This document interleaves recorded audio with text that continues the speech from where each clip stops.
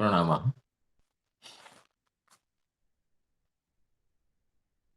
Sir आज कुछ प्रणाम सर। नेट में, हाँ, नेट कुछ प्रॉब्लम है तो थोड़ा मैं वीडियो ऑन नहीं किया हूँ। तो वीडियो ऑन करने से ये आवाज़ कट जाती है, तो ऑडियो ही ऑन किया हूँ। बोलिए ठीक है सर। आप ऑडियो से बोलिए, वीडियो ऑफ करके आप बोलिए। हाँ हाँ, थोड़ा नेट आज कुछ बहुत सुबह भी सही था, अभी भी ऐसे हो रहा है कुछ। नहीं सर ठीक है। हाँ हाँ। ठीक। यस्य प्रसादात् भगवत् प्रसादो, यस्या प्रसादान्न गतिः कुतोऽपि, ध्यायं स्तुवं तस्य यशस्त्रिसन्ध्यं, वन्दे गुरो श्रीचरणारविन्दं, वन्देऽहं श्रीगुरो श्रीयुतपदकमलं, श्रीगुरून् वैष्णवांश्च, श्रीरूपं साग्रजातं सहगण रघुनाथान्वितं तं सजीवम् साद्वैतं सावधूतं परिजनसहितं कृष्णचैतन्यदेवं श्रीराधाकृष्णपादान् सहगणललिता श्रीविशाखान्वितांश्च नीलाचलनिवासाय नित्याय परमात्मने बलभद्रसुभद्राभ्यां जगन्नाथाय ते नमः। अनर्पितचरीं चिरात् करुणयावतीर्णः खलु समर्पयितुमुन्नतो ज्वलरसां स्वभक्तिश्रियम् हरिः पुरतसुन्दर द्वितिकदम्ब सन्दीपितः सदा हृदयकन्दरे स्फुरतु वः शचीनन्दनः राधाकरावचित पल्लववल्लरीके राधापदाङ्कविलसन् मधुरस्थलीके राधा यशोमुखरमत्त खगावलीके राधा विहार विपिने रमतं मनोमि गोवर्धनो जयति शैल कुलाधिराजो यो गोपिका विरुदितो हरिदासवर्यः कृष्णेन शक्रमखभङ्गकृताश्रमर्तिचितोजः सप्ताहमस्य करपद्मतले व्यधास्यि सप्ताहमस्य करपद्मतलेऽप्यवासीत् जयति तरणिपुत्री धर्मराजस्वसाया कलयति मथुराया सख्यमतीति गङ्गां मुरहरदयिता तत् पादपद्मप्रसूतम् वहति च मकरन्दं नीरपूरच्छलेन वहति च मकरन्दं नीरपूरच्छलेन वृन्दावनावनिपते जय सोम सोम मौले सनन्दन सनातन नारदेद्य गोपेश्वर व्रजविलासि युगाङ्घ्रि पद्मे प्रीतिं प्रयच्छ नितरां निरुपाधिकाङ्गे वृन्दायै तुलसीदेवी प्रियायै केशवस्य च कृष्णभक्तिप्रदे देवी सत्यवती नमो नमः तमादिदेवं सुहितावतारं तमालवर्णं करुणानिधानम् अपार संसार समुद्र सेतुं भजामहे भागवत स्वरूपम् भजामहे भागवत स्वरूपम् मुखं करोति वाचालं पङ्गुं लङ्घयते गिरिं यत्कृपातमहं वन्दे परमानन्दमाधवं वाञ्छाकल्पतरुभ्यश्च कृपा सिन्धुभ्येव च पतितानां पावनेभ्यो वैष्णवेभ्यो नमो नमः पतितानां पावनेभ्यो वैष्णवेभ्यो नमो नमः। जय श्री राधे। सभी गुरुजन वर्गों को, वैष्णवों को, मित्र मंडली को प्रणाम करता हूँ। आज ये पूर्वाह्न के श्रीमद् भागवत कथा सत्र में कुछ नेट का प्रॉब्लम होने से मैं वीडियो ऑन नहीं कर पा रहा हूँ थोड़ा। तो आप सभी की अनुकंपा से हम श्रीमद् भागवत कथा रस का आस्वादन कर रहे हैं। निगम कल्पतरोर गलितं फलं शुकमुखादमृत द्रव संयुतम पिबत भागवतं रसमालयं मुहुरहो रसिका भुवि भावुका। इस श्लोक की श्री विश्वनाथ चक्रवर्ती पाद की जो टीका है उसकी आलोचना हम कर रहे थे। तो उसी में कल ये प्रसंग चल रहा था कि जो रसिका कहे रसिका पीबत, जो रस को भक्ति रस को आस्वादन करते हैं वही रसिक है। भक्ति का रसरूपता, भक्ति की जो रसरूपता जिनके हृदय में वेद्य है, रसरूपतया जो भक्ति को अनुभव करते हैं वही रसिक है। रसः अस्ति आस्वादनीयत्वेन येषां ते रसिका। जो भक्ति रस को आस्वादन करते हैं, भक्ति रस की रसरूपता प्रदान करने में जो सुनिपुण है उनको रसिक शब्द से कहें। तो भक्ति की रसरूपता, भक्ति की आस्वादनीयता, जिनके मत में भक्ति का प्रामुख्य है, भक्ति का प्राधान्य है, भक्ति उपेय है उपाय नहीं, जो भक्ति को उपेय मानते हैं न कि उपाय, भक्ति को जो साध्य मानते हैं न कि साधन, उनकी मत में ही भक्ति की रसरूपता संभवती। जो भक्ति को गुणीभूत भक्ति का अनुष्ठान करते हैं योगी ज्ञानी या कर्मी, अपनी साध्य की सिद्धि के लिए साधन के रूप में भक्ति का उपयोग करते हैं, उनकी तो भक्ति रसरूपा नहीं होती है, क्योंकि वो तो अंग है, गुणीभूत है। लेकिन जिनकी भक्ति प्रधानीभूता है या केवला है, अन्य निरपेक्ष है, यही निरपेक्ष भक्ति का, केवला भक्ति का अनुष्ठान करते हैं, उनकी भक्ति रसरूपा होती है, ना वो परम मुख्या होती है, आस्वादनीय होती है।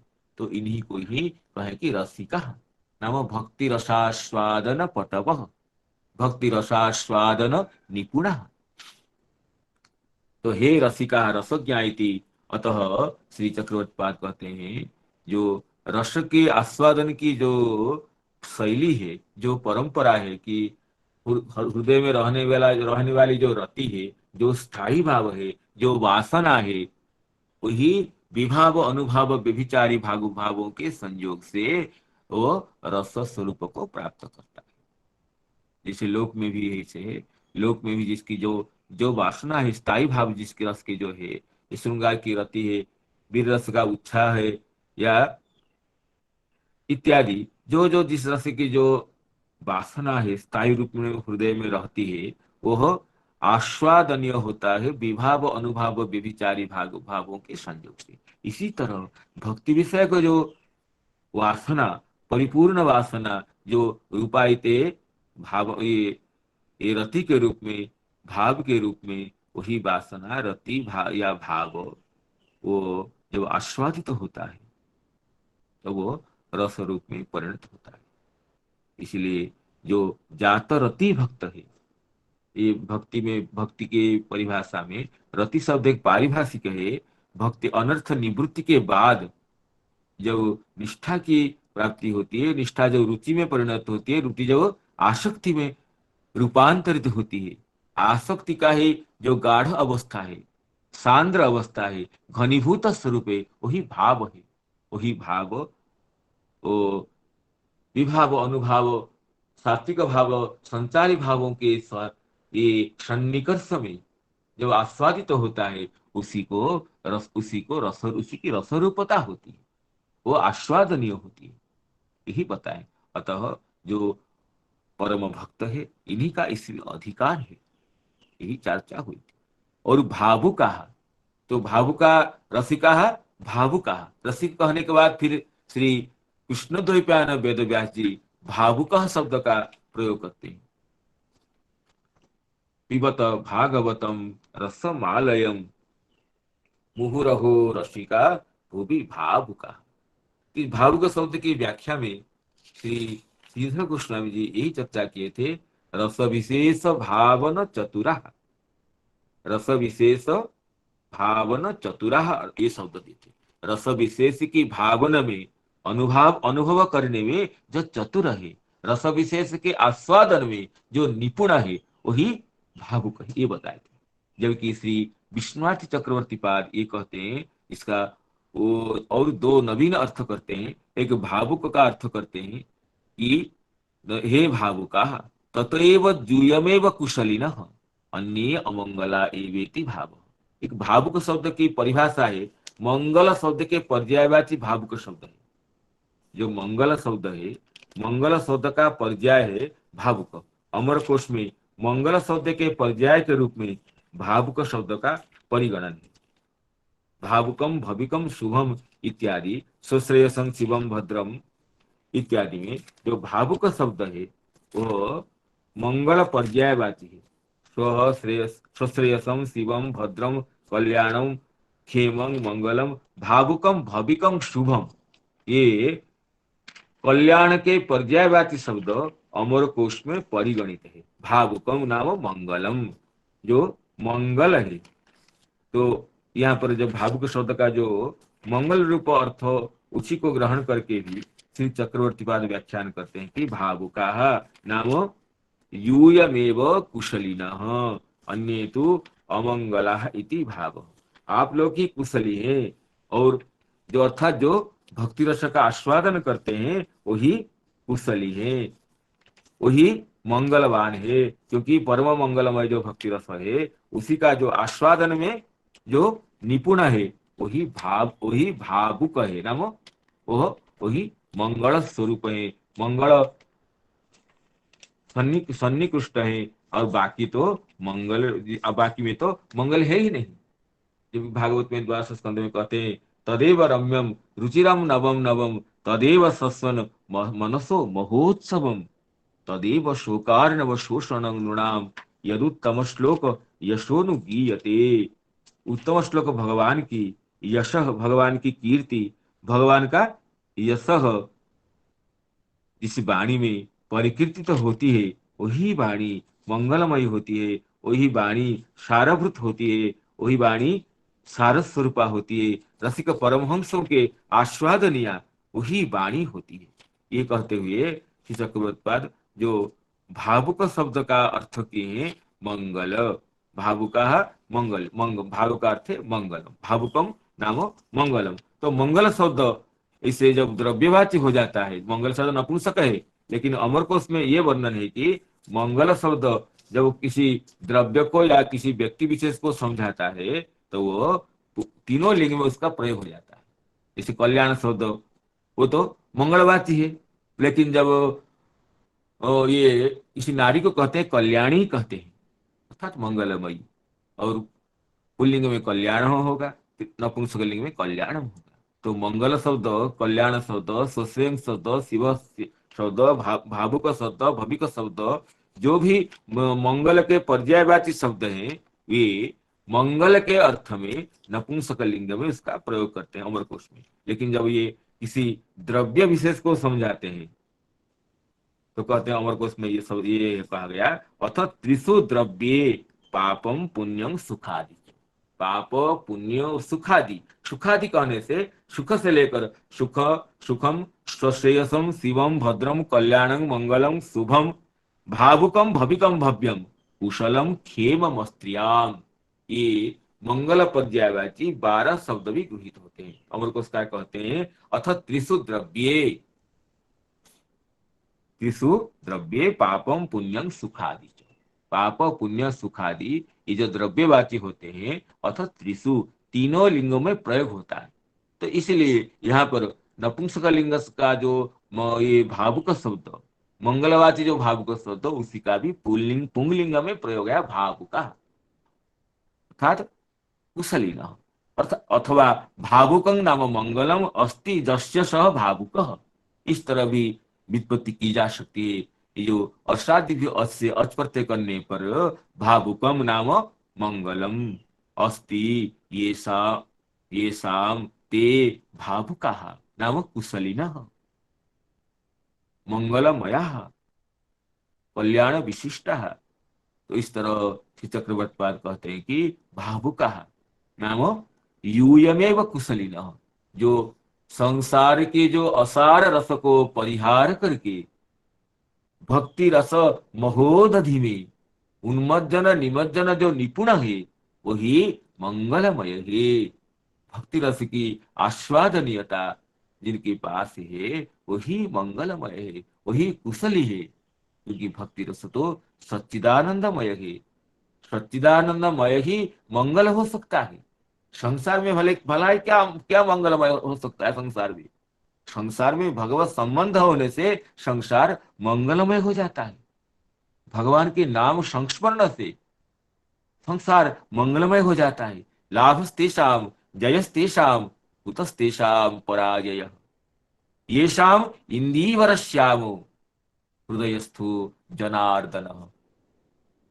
भगवान नवनीरद सुंदर श्री नंदनंदन जिनके हृदय सिंहासन में विराजित है, उन्हीं का ही मंगल है, उन्हीं का ही क्षेम है, उन्हीं का ही अभय है। तो इसलिए श्री चक्रवर्ती पाद रसिक भक्तों को उत्साहित करते हुए कहते हैं, रसिका भावुका नाम मंगल विशिष्टा। तो इसमें एक नवीन व्याख्या श्री चक्रवर्ती पाद ने प्रस्तुत की है, जबकि श्रीधर स्वामी जी कहते भावुका नाम रस विशेष भावन चतुरा। लेकिन कोश ग्रंथ के प्रामाण्य से कि र- भावुकम भव्य भावुकम भविकम भव्यम कुशलम क्षेमम स्त्रियाम, ये जो मंगल पर्यायवाची भावुक शब्द है उसी का पुंलिंग रूप बता करके कि ये अथ त्रिषु द्रव्ये पापम पुण्यम सुखादि च, पाप पुण्य और सुख मंगल इत्यादि मतलब शब्द जो द्रव्यवाची होते हैं तभी तीनों लिंग में उनका प्रयोग होता है। उसी प्रामाण्य से हो या असाधिव्य अच से अप्रत्यय करने के बाद भावुकं मंगलम अस्ति यस्य सह भावुकः नाम मंगलवान कल्याणवान कुशली। इस तरह ये श्री वेदव्यास जी का रसिक भक्तों के लिए ये परम उत्साहप्रद संबोधन है कि कुशली न, ये कुशली अर्थात मंगलमय हम ये दिव्य उत्साह वर्धक संबोधन है। कहते हैं कि श्री वेद व्यास जी भावुका नाम यूयमेव कुशलिनः, यूयमेव कुशलिनः, आप ही कुशली हैं। आप जो श्री भक्ति रस का आस्वादन करते हैं आप में ही कुशलता सन्निहित है। और जो इस भक्ति रस का आस्वादन से वंचित है वो कुशली क्या कहेंगे उनको? वो तो संसार के जो विषम ज्वाला से दग्ध है। तो ये एक अर्थ हुआ कि भावुका ततएव दुयमेव कुशलिन, जो भक्ति रस विशेष भावन चतुर है वही भावुक है नाम कुशली है। अन्य अमंगला, अन्य तो अमंगला तद्वा विसर्गो जनताघ विप्लवो यस्मिन् प्रतिश्लोकम अबद्धवत्यपि नामान्यनंत से यशंकितान यृण्वन्ति गायन्ति गृणन्ति साधवः। और पक्षांतर में जो कितने रसयुक्त होने पर भी उस वाणी को, जिस वाणी में भगवान का मंगलमय नाम निहित नहीं है उसको तद्वांख्य तीर्थम न तो हंस सेवितम, उसको काक तीर्थ उच्छिष्ट गर्त निवासी काकों का तत्तुल्य कामियों का वो निवास स्थल है, इस तरह कह करके उसकी निंदा ही की गई है। अतः अन्य तो अमंगला इति भाव, भावका इति पाठे। और कहीं कहीं पाठ तो भावक पाठ है, भावका इति पाठे भावकत्व व्यापार बंत, भावकत्व व्यापार बनते। भावकत्व व्यापार एक साहित्य शास्त्र में प्रसिद्ध है, जिनको साहित्यिक लोग समझा सकते हैं। हमारे जैसे प्रिय मित्र नंद भागीरथी नंदनी जैसे साहित्यिक है, ये इसी को समझा सकते हैं भावक क्या है। भावक व्यापार बनत, ये जो रससूत्र की जो व्याख्यान है, विभाव अनुभाव व्यभिचारी संयोगात रस निष्पत्ति, इस रस निष्पत्ति के बारे में चार संप्रदाय प्रसिद्ध है। एक तो उत्पत्तिवाद, एक अनुमितिवाद, एक भुक्तिवाद और एक अभिव्यक्तिवाद। उन्हीं में से एक जो भुक्तिवाद है उसी की ओर संकेत करते हैं श्री चक्रवर्तीवाद। भुक्तिवाद में एक भावक व्यापार को स्वीकार किए हैं रसानुभूति की प्रक्रिया में, जबकि भट्टलोल्लट ये रसोत्पत्तिवाद को स्वीकार करते हैं।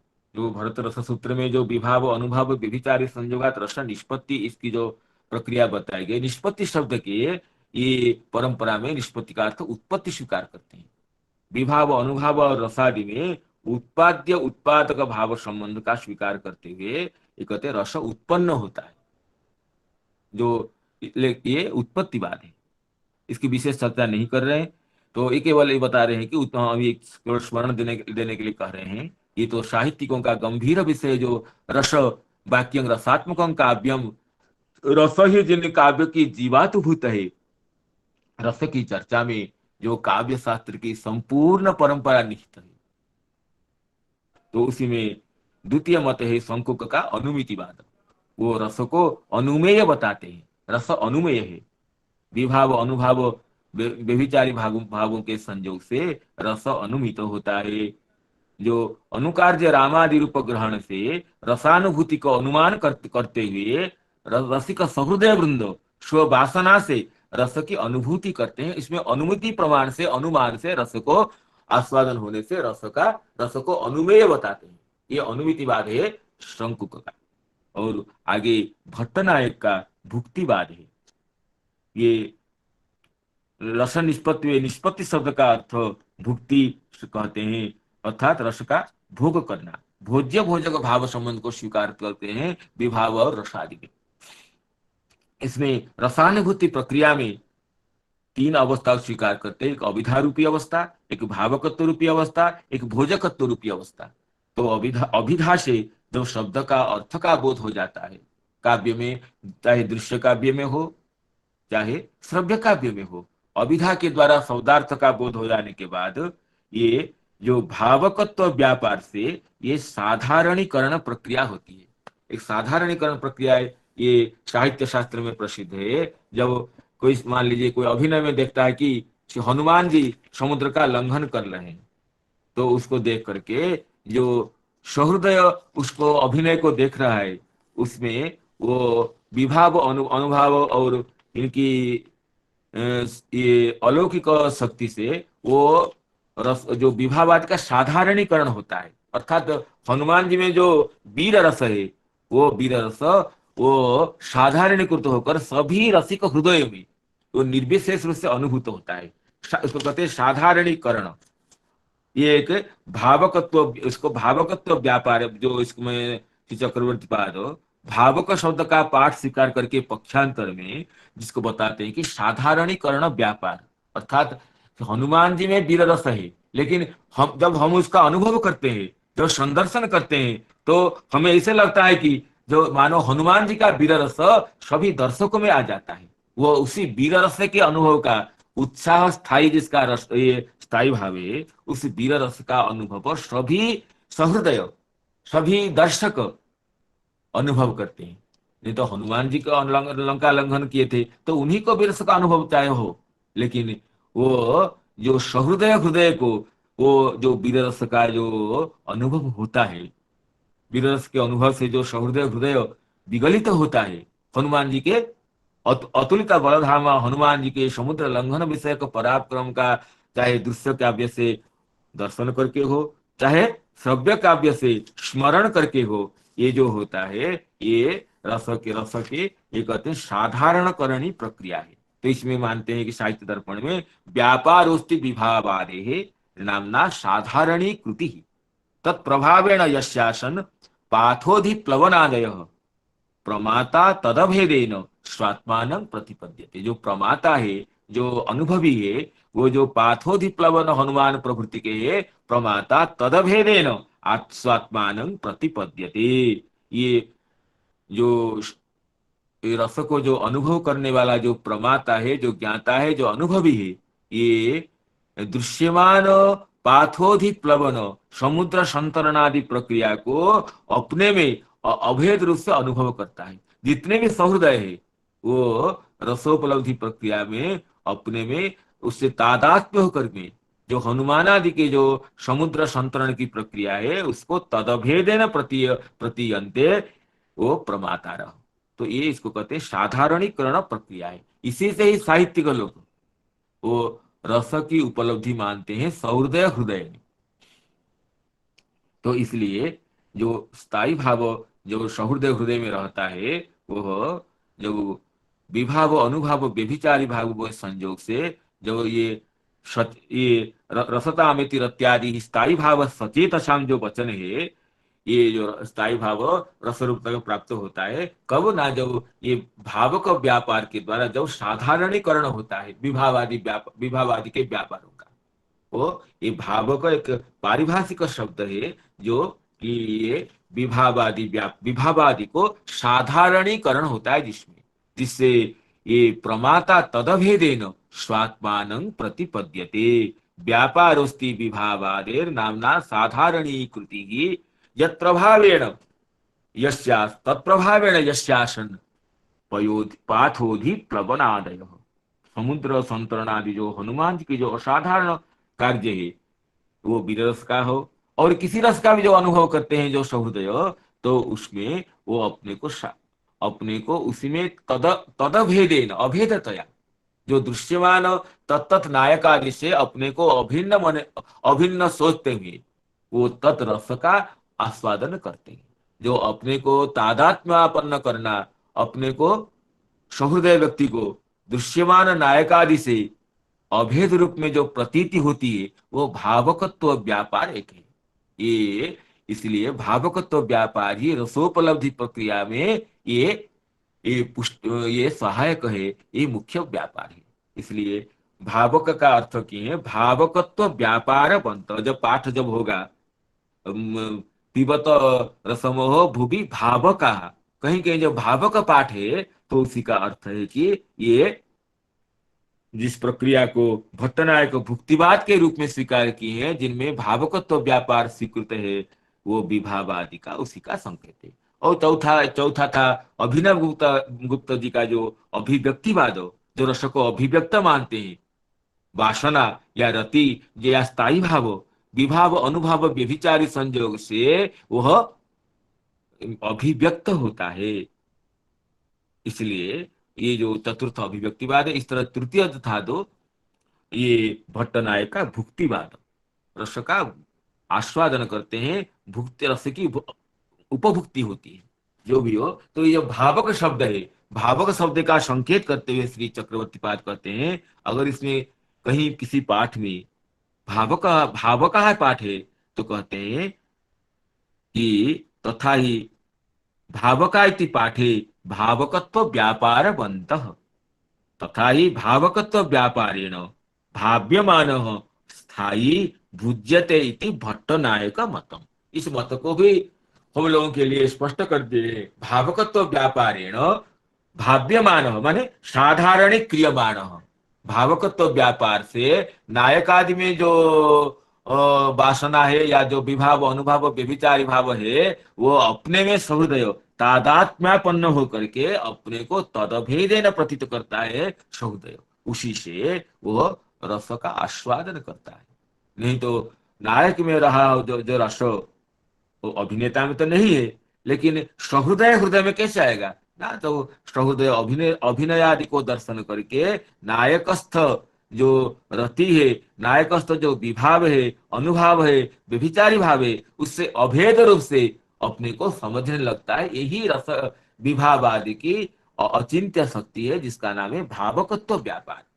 तो यही कहते हैं कि भावकत्व व्यापार बनतो जी। इसे तो भागवत इसमें भी तो जो चाहे गोपिकाएं भी जो परम भक्ति हो उसको श्रवण करने के बाद हम लोग में क्या होता है, हम गदगद हो जाते हैं। अर्थात गोपिकाओं की भक्ति का एक जो झांकी हमारे हृदय में आ जाती है, हम तदभेदेन उनकी भक्ति की धारा में अपने को ले जाते हैं। चाहे किसी दास भक्त का हो, सखा भक्त का हो, चाहे मधुमयी माता यशोदा जी की भक्ति का हो, जब भक्त उस भक्ति के भाव को श्रीमद् भागवत से जब वो सुनता है, हम सुनते हैं जब वो, तो तत्त भक्तों की जो अथाह जो भावना सागर है, उस सागर में से हमें कुछ बूंद की प्राप्ति हो जाती है हृदय में। तब हम अपने को उससे अभिन्न मान लेते हैं, मानो हम ही उन्हीं के बीच में उस रस का आस्वादन कर रहे हैं। मानो सुखदेव जी परीक्षित जी को सुना रहे हैं श्रीमद् भागवत का, हम उसी ऋषि मंडली में बैठ करके तदभिन्नत्वेन उनसे अभिन्न होकर के राजर्षि परीक्षित की जो भावधारा है, ऋषि महर्षि को जो भाव है, उस भाव के जो अथाह समुद्र के समुद्र में हम अपने को लीन करने के लिए प्रयास करते हुए भागवत सुनते हैं, उसी से ही भागवत का बोध होता है। सुश्री परमहंस कुल चूड़ामणि महामुनिन्द्र सुखदेव जी इस भावना से परीक्षित जी को सुना रहे हैं, और परीक्षित जी इस भावना से उसका आस्वादन कर रहे हैं। उनके पद पंक्ति में बैठ करके, उनकी पद धोरणी में बैठ करके, उनकी पद्धति का अनुगमन करते हुए, उनकी भावना को समझते हुए हमें उस रस का आस्वादन करना चाहिए। तब हम तदभिन्नतया वो जैसे भक्ति रस का आस्वादन किए हैं, हम तो इसे पूरा तो नहीं कर सकते हैं, लेकिन उन्हीं की करुणा से उसकी हमें छींटा तो लग सकती है, उसकी कोई झांकी तो, चाहे एक मुहूर्त के लिए भी क्यों न हो, आधी घड़ी के लिए क्यों न हो, वो तो हम उसको अनुभव कर सकते हैं। इसलिए वो जो भावकत्व व्यापार जो साहित्य में प्रसिद्ध है, जो ये रसानुभूति में जो तत्त रसिकों के जो भाव को जो साधारणीकृत करता है, अर्थात अपने में उसकी प्रतीति ला देता है, उसी से तो रस का अनुभव होता है। गोपिकाओं की भक्ति को सुनकर के हम गदगद क्यों हो जाते हैं? हमें लगता है काश हमें यह भाव मिलता, हम ऐसे भाव के अधिकारी होते। कभी जीवन में मिल सकता है क्या ऐसा भाव?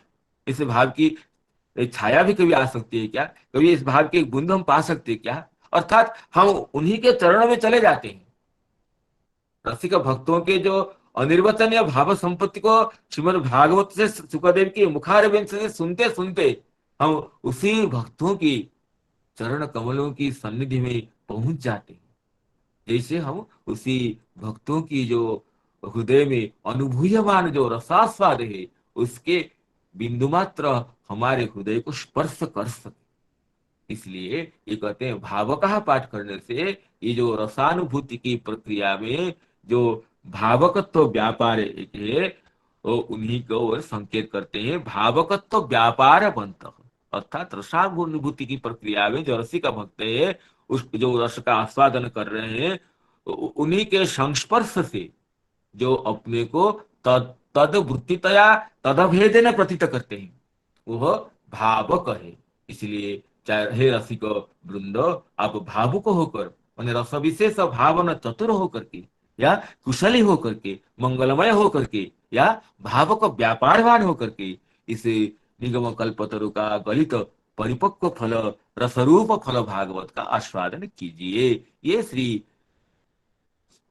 भागवत के जो पद्य पद्यामृत है, उसकी अर्थ की अभिव्यक्ति करते हैं श्री बादरायण वेद व्यास जी की जो श्लोक के अर्थ को श्री चक्रवर्ती पाद। आगे इस तरह ये तो हो गया। आगे कहते अत्र श्लेषेण भगवत स्वरूपम रस एव भगवती। ये एक अभिनय विषय का उत्थापन करते हैं चक्रवर्ती पाद। जो रसम पिबत, भागवतम रसम पिबत, भागवत रस रूप है। भागवत तो भगवान का अभिन्न स्वरूप है, ये तो बहुत चर्चा की गई है। सत्यं परं धीमहि, ये भागवत श्रीमद् भागवत के पर में भी अर्थ किया गया इसका। तो भागवत भगवत अभिन्नं भागवत, भगवत इदं भागवतम, भगवता उक्तं भागवतम, भगवान एवं भागवतम, भगवान ही भागवत है। भगवान का ये वांगमयी मूर्ति ही भागवत है। जो ये कथा है पद्म पुराण की में की, जब भगवान तिरोहित होते हैं और कहीं ना नहीं जाते हैं, शोकियं जद भवेत् तेज तच्च भागवते निधात्, तिरोधाय प्रविष्टोयं श्रीमद् भागवतार्णवम्, तेनेयं वांगमयी मूर्ति प्रत्यक्षा वर्तते हरे। ये भगवान की वांगमयी मूर्ति है, वाणी रूपा मूर्ति है, वाणी रूप श्री विग्रह है, जिसके पठन से, दर्शन से, श्रवण से, स्पर्श से ही पाप राशियों का विनाश होता है, क्योंकि भगवान की वांगमयी मूर्ति है। जैसे रामायण श्री रघुनाथ जी की वांगमयी मूर्ति है, इस तरह श्री भागवत श्री नंदनंदन की वांगमयी मूर्ति है, जिसके संदर्शन मात्र थे, दर्शनात् श्रवणात् पाठात् पापनाशिनी। दर्शन करने से, सेवन करने से, पठन करने से, श्रवण करने से पापों को नाश करती इसका वांगमयी मूर्ति है। अर्थात भागवत से भगवान से अभिन्न है श्रीमद् भागवत। और वो कैसा है? रस। अर्थात भागवत के साथ रस को अभिन्नतया बताने में ये तात्पर्य बताते हैं श्री चक्रवर्ती पाद की, भगवान का स्वरूप रस रूप है। भगवान रसिक शिरोमणि रस रूप है। रसं भागवतम नाम रसा भिन्नं भागवतम, रस रूपं भागवतम, अर्थात भागवत जैसे भगवान से अभिन्न है, भगवान ही भागवत है, तो रस ही भगवान है। उसी को प्रतिपादन करते हुए श्री चक्रवर्ती पाद उपनिषद की, तैत्तिरीय उपनिषद की जो प्रमाण देते हैं कि तैत्तिरीय उपनिषद में जब ब्रह्म की चर्चा की गई, ब्रह्म का स्वरूप की चर्चा की गई, जे ब्रह्म विदाप्नोति पद परम तदेसा अभियुक्ता, ब्रह्मविद परम पद को प्राप्त करता है, इसी चर्चा को तथा ही तैत्तिरीय को उपनिषदि ब्रह्म विदाप्नोति परम इत्युक्त्वा, ब्रह्मविद परम पद को प्राप्त करता है। तो ब्रह्म का स्वरूप क्या है ये बताते हुए तैत्तिरीय उपनिषद की ब्रह्मानंद वल्ली में ये विस्तार से चर्चा की गई, जिसको वेदांती लोग तो उसको कंठ कंठ में भूषण करके धारण करते हैं कि इसी आत्मा से आकाश संभूत, आकाशाद वायु, वायु अग्नि, अग्नि आप, अद्भ्य पृथ्वी, पृथिव्या औषधय, औषधिभ्य अन्नम, अन्नात् पुरुष, श्रवा एष पुरुषो अन्न रसमय, औषधिभ्यो अन्नम, अन्नात् पुरुष। तो ये कहते हैं अन्न का महत्व बताते, ब्रह्म का स्वरूप बताते, कहते अन्न आकाश से वायु, वायु से अग्नि, अग्नि से जल, जल से पृथ्वी, और पृथ्वी में औषधि, औषधि से अन्न होते हैं। तो अन्न से पुरुष की सृष्टि होती है और सारा संसार अन्नमय है, अन्न को छोड़ करके कोई भी नहीं रहता है। तो इसलिए कहते देखो अन्नाद वही प्रजा प्रजायन्ते, और जो अन्नाद भूतानि जायन्ते जातानि अन्नेन जीवन्ति। तो अन्न का अर्थ करते अद्यते इति अन्नम या अति इति अन्नम, जो सबके द्वारा जो भक्षण किया जाता है वो अन्न है। और अति, जब शरीर की परिसमाप्ति होती है तब शरीर पृथ्वी में मिल जाता है, तो अति, ये जो पार्थिव शरीर पृथ्वी में विलीन हो जाता है तो पृथ्वी भी इसका ग्रहण कर लेता है। तो अद्यते इति अन्नम, अति इति अन्नम, शरीर की समाप्ति में वो पृथ्वी ही, अन्नमय जो पृथ्वी है उस शरीर को ग्रहण कर लेती है। तो अद्यते इति अन्नम और अति इति अन्नम, और अन्नाद भूतानि जायन्ते जातानि व अन्येन वर्धन्ते। तो जैसे ब्रह्म से सृष्टि होती है, ब्रह्म से परिपालन होता है, अंत में ब्रह्म में ही विलीन होते हैं। तो ये पहले ऋषि कहते हैं कि महर्षि कहते हैं कि अन्न से सृष्टि होती है, अन्न से परिपालित होते हैं, अंत में अन्नमय पृथ्वी में ही सब जीवों की समाहुति होती है, सब लीन हो जाते हैं। तो अन्न ही ब्रह्म है। ये अन्नमय, अन्न की चर्चा होती, बाद में उससे कहते हैं नहीं नहीं, अन्न से भी बलवान क्या है, प्राण है। प्राण का संरक्षण के लिए अन्न की प्रक्रिया है। अगर प्राण ही नहीं रहे तो अन्न किसको बचाएगा? प्राण की पुष्टि के लिए, प्राण के संरक्षण के लिए अन्न है। तो इसलिए कहते हैं कि ये जो प्राणं देवा अनुप्राणंती मनुष्या पशवस्तते इत्यादि कहते हुए प्राण की प्रतिष्ठा की गई ब्रह्म रूप में। तो पहले तो अन्न में सब सृष्टि होती है, अन्न में पालित होते हैं, अन्न में लीन होते हैं, अन्न ही ब्रह्म है। फिर बाद में ये प्रक्रिया है, क्रमशः स्थूल से सूक्ष्म की ओर जाने की प्रक्रिया है।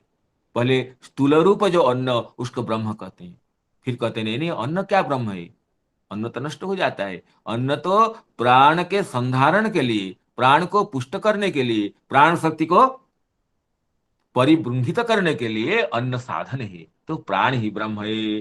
तो ये प्राण शक्ति को, प्राण को ब्रह्म कहते हैं। ये उसके आगे बल्ली में तो प्राण ही है। ये जो ये तस्मात् प्राणमयात्, ये प्राण प्राण रूप ही ये सब है। जो जो आत्मा प्राणमय है, प्राण ही आत्मस्वरूप है, तेने ये सब पूर्ण। और इस प्राण को बताते हैं तस्य प्राण स्थिर व्यान दक्षिण पक्ष अपान उत्तर पक्ष आकाश आत्मा इति बताते हैं। जो पंच प्राणात्मक जो प्राणमय कोश है उसी को ब्रह्म बताते हैं। प्राणों का ही महत्व है। प्राण के लिए, प्राण धारण करने के लिए हम अन्न ग्रहण करते हैं, न कि अन्न के लिए अन्न ग्रहण करते हैं। अन्न का जो परिग्रहण वो प्राण के लिए होता है, न अन्न के लिए।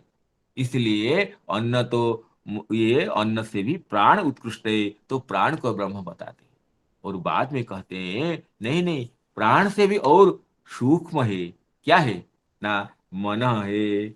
यतो वाचो निवर्तन्ते अप्राप्य मनसा सह आनंदम ब्रह्मणो विद्वान न विवेति कुतश्चन इत्यादि। उसके कहते हैं कि ये जो मन है, तस्मात् वा एतस्मात् प्राणमयात् अन्य अंतरो आत्मा मनोमय। बोले प्राण तो मन के ऊपर प्रतिष्ठित है, मन ही मुख्य है। जब व्यक्ति मूर्छित हो जाता है तो प्राण शक्ति भी अवरुद्ध हो जाती है। मन को तू प्रसन्न करने के लिए, मन को सुस्त रखने के लिए, मन को वो परिवर्धित करने के लिए प्राण शक्ति जागरूक रहती है। तो प्राण का भी आधार, प्राण से भी सूक्ष्म मन है। तो कहते हैं कि नहीं, मन ही ब्रह्म है। तो कहते हैं मन की ब्रह्म रूपता प्रतिपादित, विस्तार से चर्चा की गई है। हम केवल आप सभी के सामने उसको स्मरण करके आपके हृदय में जो आप जानते ही है तो उस श्रुति को जागृत करते हैं कि मन ही ब्रह्म है, कहते हैं। तो इसके बाद कहते हैं देखो, मन में ब्रह्म के, मन तो ब्रह्म ठीक है, लेकिन ऐसे भी स्थिति है, जतो बाचो निवर्तन्ते अप्राप्य मनसा सह, मन भी जिसको प्राप्त नहीं करता कहा गया है। तो इसलिए मन से भी प्रमुख है, मन का भी आधार है विज्ञान। तस्मात् वा इतस्मान् मनोमयात् अन्यः अंतरः आत्मा विज्ञानमयः तेने तेने स पूर्ण। वो विज्ञानमय जो स्वरूप है वो मन का भी आधार है। विज्ञान को लेकर मन चलता है, विज्ञान मन को नियंत्रित करता है। विज्ञान नहीं रहता है तो मन नष्ट हो जाता है। मन से भी सूक्ष्म है विज्ञान और वो मन का आधार है। सूक्ष्म तो है और मन का भी आधार है, तो विज्ञान को ब्रह्म कहते हैं। और विज्ञान का निरूपण किया गया है। उसके बाद कहते हैं कि विज्ञान से भी देखो और सूक्ष्म है। विज्ञान तो ब्रह्म ठीक है, और विज्ञान से भी सूक्ष्म है। कहते हैं कि तस्माद् विज्ञानमयात् अन्यः अंतरः आत्मा आनंदमयः तेने स पूर्ण। जब आनंद नहीं रहता है तो ज्ञान की कोई शक्ति ही नहीं रहती है। यह आनंद के लिए ज्ञान है, न कि ज्ञान के लिए आनंद है।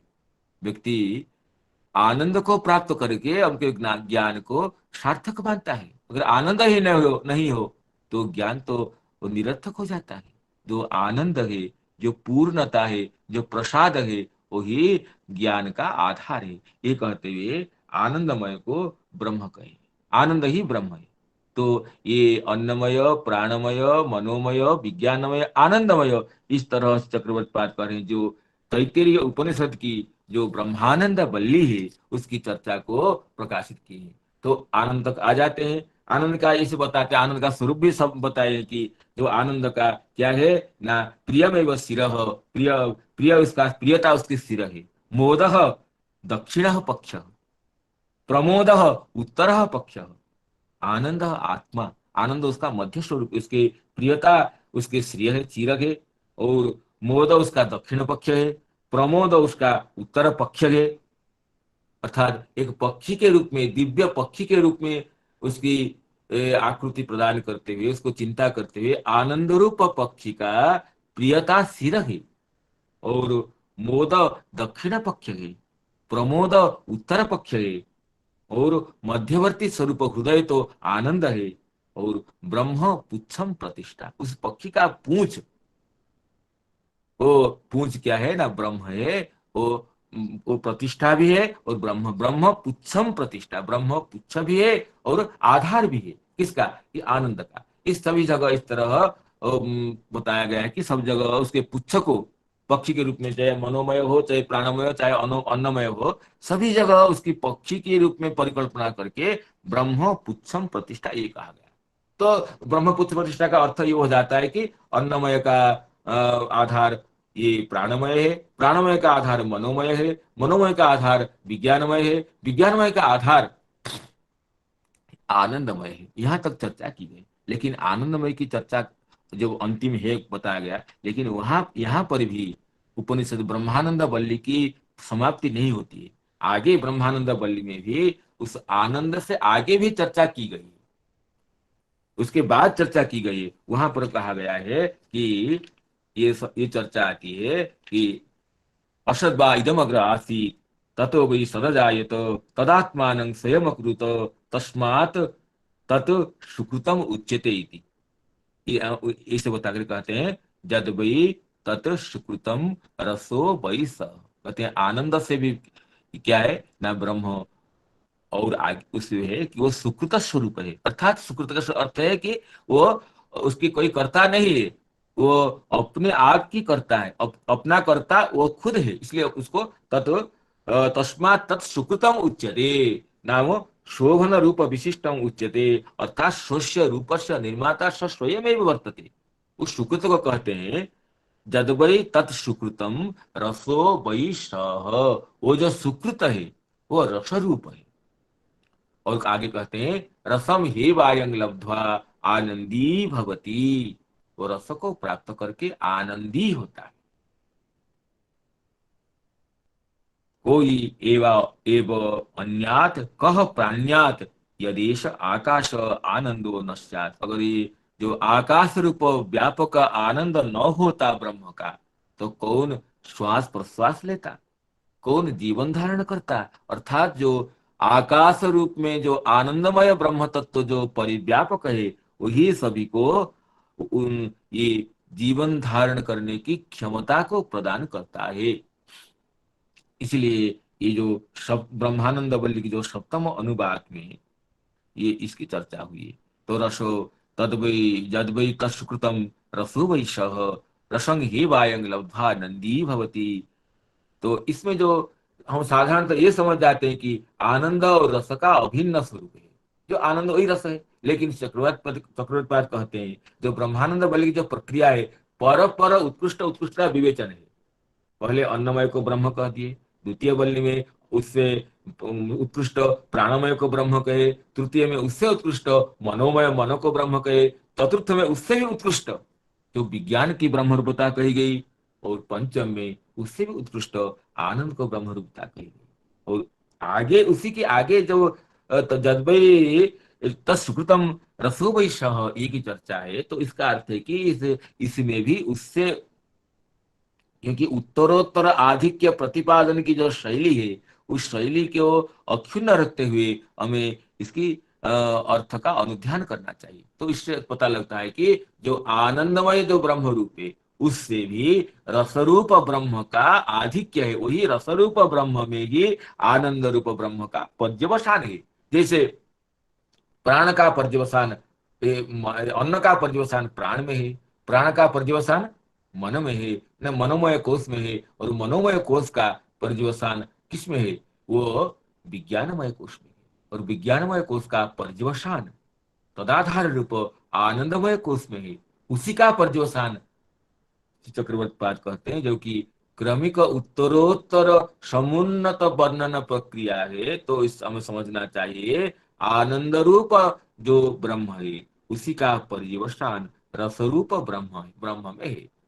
तो जो इसलिए जो कहें कि ये ब्रह्म पृच्छम प्रतिष्ठा कह करके आनंद की जो प्रतिष्ठा की बात कर गई है, आनंद का वही आधार है, वही आनंद का पक्षी रूप आनंद का वही पुच्छ स्वरूप है। विज्ञान जो जो ये कहा गया है, जो ये इसका जो सिर है, प्रियता उसका सिर है, और इसका जो मोद दक्षिण पक्ष है, प्रमोद उत्तर पक्ष है, आनंद मध्यवर्ती स्वरूप है, ब्रह्म पुच्छम प्रतिष्ठा। पक्षी रूप जो आनंद है उसका पुच्छ रूप, क्योंकि पक्षी का जो पुच्छ होता है वही शरीर, उसके संपूर्ण शरीर का आधार होता है। इसे आनंद रूप ब्रह्म का पूछ रूप, पुच्छ के रूप में, प्रतिष्ठा के रूप में जिस ब्रह्म को बताया गया है, उसी का बाद में उल्लेख किया गया है जद वै तत्सुकृतम रसो वै सह। अर्थात श्री चक्रवर्ती पाद हमें ये बताने को चाहते हैं कि आनंदमय ब्रह्म का भी पर्यवसान रसरूप ब्रह्म में है। जिस तरह अन्नमय प्राणमय मनोमय विज्ञानमय आनंदमय इनमें उत्तरोत्तर पूर्व पूर्व का उत्तर उत्तर में आधिक्य है, और पूर्व का उत्तर में पर्यवसान है, उसमें प्रलीनता है। तो इसी तरह आनंद रूप ब्रह्म का भी रसरूप ब्रह्म में ही तात्पर्य है, वही उसका आधार। इसलिए कहते हैं कि रसो वै सह रसंग हे वायंग लब्ध्वा आनंदी भवती। रस को प्राप्त करके आनंदी होता है वो। अगर रस और आनंद दोनों अभिन्न होते तो रसम ही एवांग लब्ध्वा आनंदी भवती ये प्रयोग उतना समुज्जल नहीं होता। क्योंकि कोई नहीं ये कहता है कि आनंद को प्राप्त करके आनंदी होता है, धन को प्राप्त करके धनी होता है। वो तो अपने आप समझ में आ जाता है, धन को प्राप्त करके धनी होगा ये बोलने की बात थोड़ा है। अपने आप धन को प्राप्त करके कोई धनी हो जाता है, ज्ञान को प्राप्त करके वो ज्ञानी हो गया, ये बोलने की बात ही नहीं है। और ज्ञानी है तो उस पर ज्ञान है ही। जब ये ज्ञान से कुछ दूसरे वो दिव्य ज्ञान को प्राप्त करके ज्ञानी हो गया, ये कह सकते हैं। या कोई अनिर्वचनीय तत्व के लिए ज्ञान शब्द का प्रयोग करते हैं, कह सकते हैं। लेकिन धन को प्राप्त करके धनी हो गया, ज्ञान को प्राप्त करके ज्ञानी हो गया, वो आनंद को प्राप्त करके आनंदी हो गया, ये कहने में कोई वैचित्र नहीं होता है। इसलिए अगर रस और आनंद अभिन्न होते तो रसम हेवायं लब्ध्वा आनंदी भवती, इस तरह प्रयोग परिपाटी का कोई वैचित्र नहीं होता। रस तो आनंद से अलग है, आनंद का आधार है। रस से ही समस्त आनंदों का निस्सरण होता है, उद्गम होता है। इसी को बताने के लिए ये ब्रह्मानंद वल्ली में तैत्तिरीय उपनिषद की ये बताया गया है कि रसो वै सह तद वै सुकृतम सुकृतम रसो वै सह रसं हे वायं लब्ध्वा आनंदी भवति। जद वै तत्सुकृतं रसो वै सः रसं हेवायं लब्ध्वा आनंदी भवति। को हेवान्यात् कः प्राण्यात् यदेष आकाश आनंदो न स्यात्। इस तरह जो आनंदमय ब्रह्म की चर्चा के बाद भी, आनंदमय स्वरूप की आलोचना के बाद भी, जो रसरूपता की प्रतिपादन परंपरा है ब्रह्मानंद वल्ली में तैत्तिरीय उपनिषद की, वो तो ये उस प्रक्रिया से जो क्रमशः क्रमशः उत्तरोत्तर उन्नति, उत्तरोत्तर आधिक्य बताने की जो शैली है वहां पर उपनिषद की, उससे पता होता है कि जो आनंदमय ब्रह्म को बताने के बाद में जो रस का प्रतिपादन किया गया है, उससे लगता है कि आनंद से भी रस का आधिक्य है। क्योंकि रसम ही, इसलिए रसम हेवायं लब्ध्वा आनंदी भवति, रस को प्राप्त करके वो आनंदी हो जाता है। अर्थात रस में समस्त आनंद निहित है, रस ही आधार है आनंद का, ये अर्थ आता है। चक्रवर्ती पाल इसको विशद रूप से बताए, उसका भावार्थ यही है। ब्रह्मविद अपनोति तस्मात् वै तस्मात् अन्य इत्यादि ना अन्नमय प्राणमय मनोमय विज्ञानमय आनंदमय आम्नायन्ते तेष्वपि आनंदमयस्यैव आनंदमयो अभ्यासाद् इत्यनेन ब्रह्मत्वम्। और मतभेदे च तत्पुच्छस्य एव आनंद आत्मा ब्रह्म पुच्छम प्रतिष्ठा इत्यनेन ब्रह्मत्वम ब्रह्मण एव प्रतिष्ठात्वं च प्रतिपादितम। तो रसो वै स इत्यादि में रस ब्रह्म में ही ब्रह्म का सर्वश्रेष्ठ स्वरूप है। रस ब्रह्म के प्रतिपादन में रसरूप ब्रह्म ही आनंद रूप ब्रह्म की प्रतिष्ठा है, नव आधार है।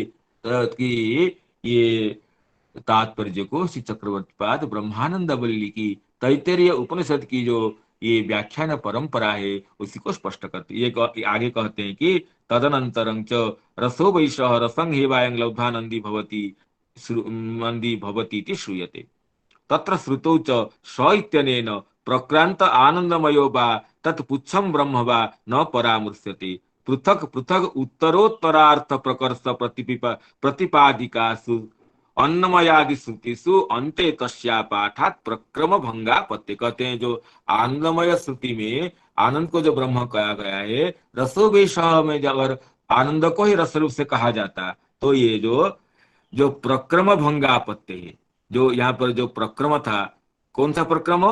पृथक उत्तरोत्तरार्थ प्रकर्ष प्रतिपादिकासु, यहाँ पर उत्तरोत्तर प्रकर्ष प्रतिपादिका श्रुति है। अन्न से अन्नमय से प्राणमय का, प्राणमय से मनोमय का, मनोमय से विज्ञानमय का, विज्ञानमय से आनंदमय का, उसके बाद रस की चर्चा है। तो इससे लगता है कि जो प्रक्रम है, जो प्रक्रिया है, उत्तरोत्तर अधिकार्थ प्रतिपादन की जो शैली है, इससे ये प्रतिपादित होती है कि आनंदमय ब्रह्म से भी रसरूप ब्रह्म का आधिक्य, कोई वैलक्षण्य, कोई स्वातंत्र विवक्षित है। नहीं तो ये जो उत्तरोत्तर आधिक्य प्रतिपादन की जो ये जो शैली है, उसका प्रक्रम का भंग हो जाता। ततश्च तस्या अयम अर्थ, उस श्रुति का ये अर्थ है। सह प्रसिद्ध वै निश्चितम रसएव आनंदमय रसएव आनंद रसएव आनंदमयात तथा ब्रह्म तो भी आंतर प्रकृष्ट।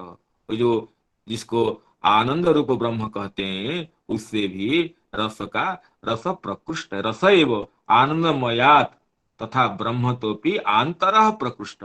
आनंदमय ब्रह्म से रसरूप ब्रह्म का प्रकर्षता सूचित होती है। इसलिए इसका प्रमाण देते हैं भगवत गीता के कि ब्रह्मणो ही प्रतिष्ठा हम अमृत च शाश्वत धर्मस्य सुखस्यैकांतिक गीता में, भगवत गीता में चतुर्दश अध्याय में जब समस्त गुणों की चर्चा की जाती है और जो ये गुणातीत पुरुष की जब चर्चा आती है, गुणातीत पुरुष का लक्षण बताते हैं, तो अर्जुन प्रश्न करते हैं कई गुणे ही एतान गुणान अतिवर्तते, किस चिन्ह से, किस उपाय से हम गुणातीत को समझेंगे।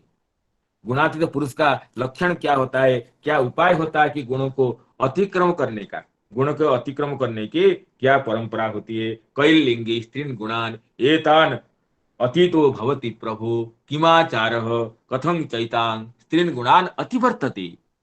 ये तीन गुणों को जो बताया आपने, जो गुणान एतान अतीत्य त्रीन देही देह समुद्भवान जन्म मृत्यु जरा व्याधि, जन्म मृत्यु जरा दुखे विमुक्तो मुक्तमश्नुते जो आपने कहा, तो इसमें आप अर्जुन जी प्रश्न प्रश्न करते हैं कि कई लिंगी स्त्रीन गुणान एतान अतीतो भवति प्रभु, किन गुणों से ये तीनों गुणों को अतिक्रम करता है। तो भगवान कहते हैं कि उसका लक्षण तो बताते हैं, उसका चिन्ह बताते हैं, मान अपमान यो तुल्य हो, और तुल्यो मित्रादि पक्षयो सर्वारंभ परित्यागी, और ये समलोष्टाश्म कांचन इत्यादि गुणातीत का लक्षण बताने के बाद ये बताते, गुणातीत तो होने की जो प्रक्रिया बताते हैं कि मांग जो अव्यभिचारेण भक्ति योगेन सेवते सगुणान समतीतान ब्रह्म भूयाय कल्पते। अर्जुन, ये गुणातीत तो होने की जितने भी प्रक्रिया है, चाहे उपनिषद में चाहे जो भी बताई गई हो, लेकिन सबसे श्रेष्ठ उपाय